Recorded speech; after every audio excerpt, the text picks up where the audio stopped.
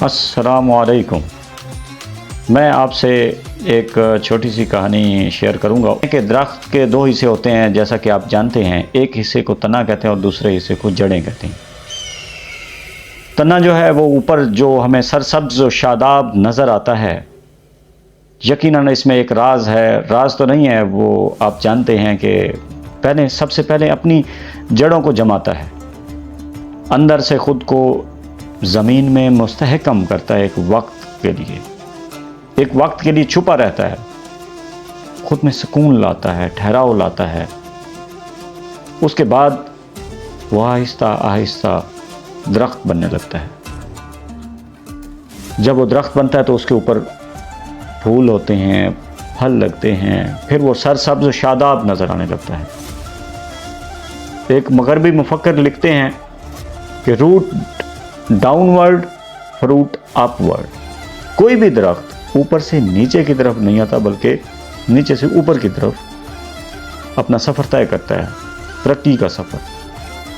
اسی طرح ایک انسان کے لیے بھی لازمی ہے کہ وہ اپنی خارجی زندگی میں بھی تبھی استحکام لا سکتا ہے، اپنی بیرونی زندگی میں بھی، جب وہ اپنی اندرونی زندگی میں استحکام لائے گا، ایک درخت کی طرح۔ اسی کے ساتھ جوڑنے کے لیے میں نے ایک کہانی لکھی ہے، ایک مستری کے بارے میں۔ میری ایک مستری سے ملاقات ہوئی۔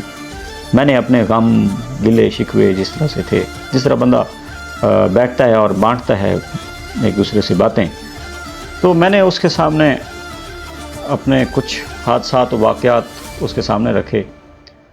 تو میں نے اس سے کچھ سیکھا۔ جو میں نے اس سے سیکھا تو اس پہ میں نے ایک کہانی لکھی، ایک چھوٹی سی سٹوری لکھی، جو میں نے اپنے یوٹیوب چینل کے لیے بنائی اور اب آپ کے سامنے پیش کر رہا ہوں۔ اینٹوں کا مستری، یعنی دلوں کا معمار۔ آج میں اپنے دل کے بوجھ کو لیے ایک شخص کے سامنے بیٹھا تھا۔ میں وہ سب کچھ لے کر آیا تھا جسے دنیا نے صرف حادثہ سمجھا، لیکن میرے لیے وہ ہر ایک زخم تھا۔ ہر ایک موت میرے وجود کا ایک حصہ لے گئی۔ میں نے اسے بتایا کہ میرے چاچو کا قتل ہوا، وہ چاچو جن سے مجھے بے پناہ محبت تھی، پھر میرے نانا جن کی گود میں نے سکون دیکھا تھا، وہ بھی اس دنیا سے رخصت ہو گئے۔ میں نے ان کی دعاؤں میں جینا سیکھا اور اب ان کی خاموشی میں مرنے لگا۔ پھر میری ماں بھی اگلے ہی سال اس دنیا سے رخصت ہو گئی۔ میری دنیا، میری زندگی، میری روشنی سب اندھیرے میں ڈوب گئی۔ ماں کے جانے کے بعد لگتا تھا جیسے میری روح بھی میرے جسم میں قید ہو کر سسک رہی ہو۔ میں ہنسنا بھول گیا، جینا بوجھ لگنے لگا، موت اچھی لگنے لگی، زندگی صرف دھوکہ لگنے لگی۔ پھر میرے چچا زاد بھائی کی وفات ہو گئی۔ ایک اور دوست، ایک اور ساتھی، ایک اور سائے کا سایہ مجھ سے جدا ہو گیا۔ اور پھر وہ دوست، وہ مخلص دوست جو کہتے تھے ہم ہر حال میں تمہارے ساتھ ہیں، وہ وقت آنے پر دشمنوں کے ساتھ ان کے صف میں کھڑے دکھائی دیے۔ ان کی خاموشی میرے لیے تیزاب کی طرح تھی۔ پھر ایک دن میرے ماموں کو سانپ نے ڈس لیا، جن سے مجھے بے حد پیار تھا، مگر اس سانپ سے بڑا زہر ڈاکٹرز کی لاپرواہی تھی۔ نہ ویکسین تھی، نہ اخلاص، بس جھوٹ، دھوکہ، غفلت اور آخرکار موت۔ 2 ماہ بھی نہیں گزرے تھے کہ دوسرے ماموں بھی چل بسے۔ میرے اندر ایک ویرانی سی بس گئی، جیسے ہر خوشی مجھ سے روٹھ گئی ہو۔ میں بکھر چکا تھا، میری زبان خاموش رہتی پر دل چیختا تھا۔ میرے خواب ٹوٹے، میرے سہارے چھن گئے، میرے پیار دفن ہو گئے۔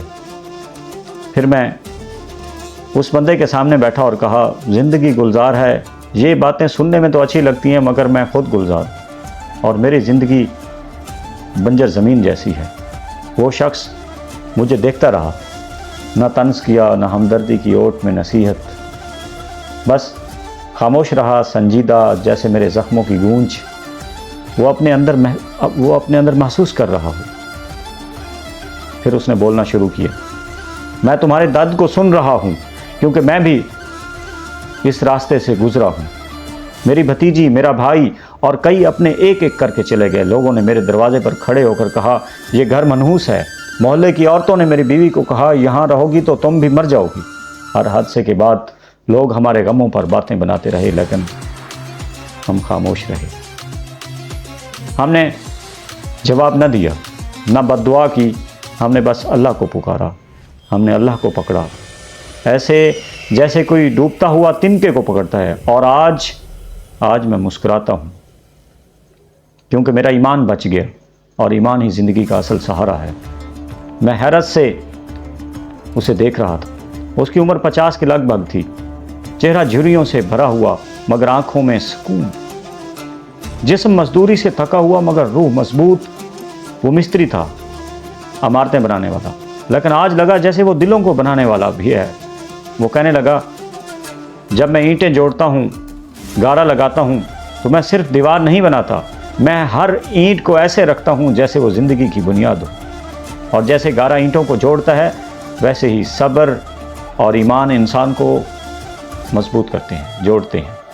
جب تمہارے اندر کی دیواریں گرنے لگیں تب اپنے اندر ایمان کا گارا بھر دو، ورنہ تم بکھر جاؤ گے جیسے کوئی کچی دیوار پہلی بارش میں گر جائے۔